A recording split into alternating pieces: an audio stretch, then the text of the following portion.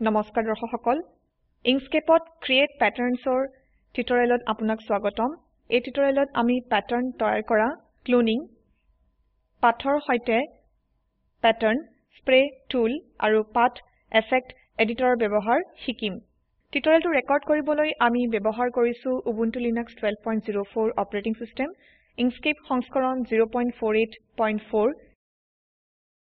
ইনস্কেপ খুলক Star toolot tipok aru canvasot eta star akok. Etia selector toolot tipok.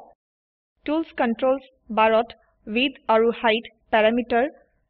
solisot holauk. Ia zoom in kori ekebare starot tipok. লক্ষ্য কৰক যে যেতিয়া pivot point দৃশ্যমান star objector কেন্দ্ৰত plus আকৃতি আছে। ইয়াতে প্ৰদৰ্শিত pivot pointত টিপি এটা star পৰা দূৰত অতৰাই লৈ যাওক। এতিয়া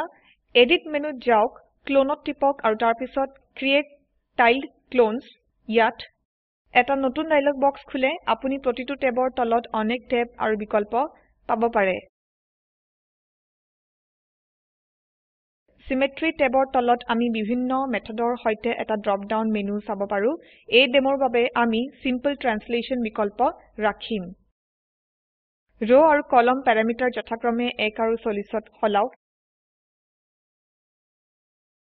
ইয়াৰ পিছত Shift টেবত যাওক ইয়াত দেখুৱা per কলম ইয়াৰ তলত Shift X প্যাৰামিটাৰৰ শতাংশ -100ত হলাওক ইয়াৰ পিছত rotation টেবত যাওক per কলম ইয়াৰ তলত angle-ক 10লৈ হলাওক এতিয়া create বুটামত টিপক চাওক যে starৰ সৈতে এটা বৃত্তৰ প্যাটাৰ্ন তৈয়াৰ হৈছে একেভাবে সুন্দৰ প্যাটাৰ্ন বনাবলৈ create tiled clones ইয়াৰ অন্যান্য বিকল্প ব্যৱহাৰ কৰিব পাৰে এই ষ্টাৰ বৃত্ত অতৰাই দিয়ক ইয়াৰ পিছত আমি এটা পাথৰ লগতে প্যাটাৰ্ন তৈয়াৰ কৰা শিকিম ৰেক্টেংগল টুল নিৰ্বাচন কৰক আৰু এটা বৃত্তাকাৰ আয়তক্ষেত্ৰ আঁকক এইটো ৰং সেউজীয়া কৰি সিলেক্টৰ টুলত টিপক টুলছ কন্ট্ৰলছ বাৰত widthক 540ত আৰু heightক 250ত হলাওক ইয়াৰ পিছত ষ্টাৰ টুল ব্যৱহাৰ কৰি এটা ষ্টাৰ প্যাটাৰ্ন আঁকক সিলেক্টৰ টুলত টিপক টুলছ কন্ট্ৰলছৰ বাবে width আৰু heightক 50ত হলাওক এইটোক আয়তক্ষেত্ৰৰ ওপৰৰ বাওফালৰ প্ৰান্তত ৰাখক উভয় আকাৰ নিৰ্বাচন কৰক এক্সটেনশনছ মেনুত যাওক জেনাৰেট ফ্ৰম পাথ ইয়াত টিপক আৰু তাৰ পিছত pattern along path copies of the patterns বিকল্প repeated ইয়াত আৰু deformation type বিকল্প ৰিবনত হলাওক এপ্লাই বুটামত আৰু ক্লোজ বুটামত টিপক চাওক যে এটা সুন্দৰ প্যাটাৰ্ন আয়তক্ষেত্ৰৰ সীমাৰ ওচৰত গঠিত হৈছে পাথ এফেক্টছ ব্যৱহাৰ কৰি অন্য আৰু এটা প্যাটাৰ্ন তৈয়াৰ কৰো বেজিয়াৰ টুল নিৰ্বাচন কৰক এটা তৰংগায়িত পাথ আঁকক পাথ মেনুত যাওক পাথ এফেক্টছ এডিটৰত টিপক এটা ডায়লগ বক্স খুলে apply new effect drop down মেনুত টিপক লক্ষ্য কৰক যে ইয়াতে বিভিন্ন এফেক্ট তালিকাভুক্ত আছে গিয়াৰ্ছ নিৰ্বাচন কৰি আৰু তাৰ পিছত এডত টিপক আকৃতিত পৰিবৰ্তন লক্ষ্য কৰক ইয়াৰ পিছত স্কেচ নিৰ্বাচন কৰক আৰু এড বুটামত টিপক এফেক্ট লক্ষ্য কৰক পাথ এফেক্ট এডিটৰত আপুনি বৰ্তমান এফেক্ট সম্পৰ্কিত বিভিন্ন প্যাৰামিটাৰ পাব পাৰে ইয়াৰে এটা খলাও ধৰক strokes এইটোকে 10লৈ হলাওক আৰু এন্টাৰ টিপক অবজেক্টত পৰিবৰ্তন লক্ষ্য কৰক এতিয়া path effect editor dialog box বন্ধ কৰক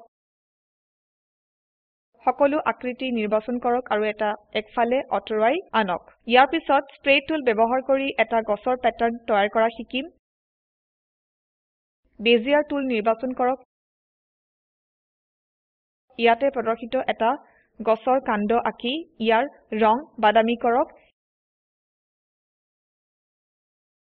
এতিয়া এটা গছৰ পাত আঁকি ইয়াৰ ৰং সেউজীয়া কৰক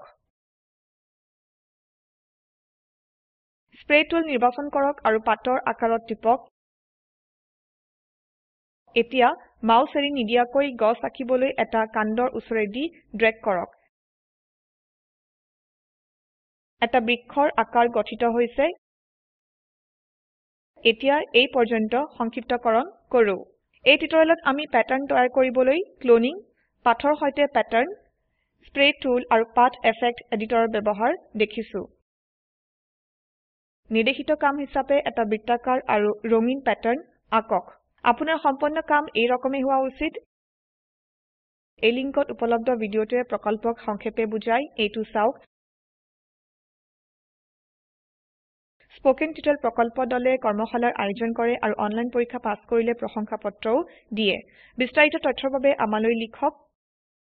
স্পোকেন টিউটোৰিয়েল প্ৰকল্প ভাৰত চৰকাৰৰ এনএমইআইচিটি এমএচআৰডি দ্বাৰা সমৰ্থিত। এই বিষয়ত বিস্তাৰিত তথ্য এই লিংকত প্ৰাপ্তিসাধ্য। আমি এই টিউটোৰিয়েলৰ শেষলৈ আহিছো। আইআইটি বম্বেৰ পৰা মই মৌচুমী মেধি এতিয়া আপোনাৰ পৰা বিদায় লৈছো। যোগদানৰ বাবে ধন্যবাদ।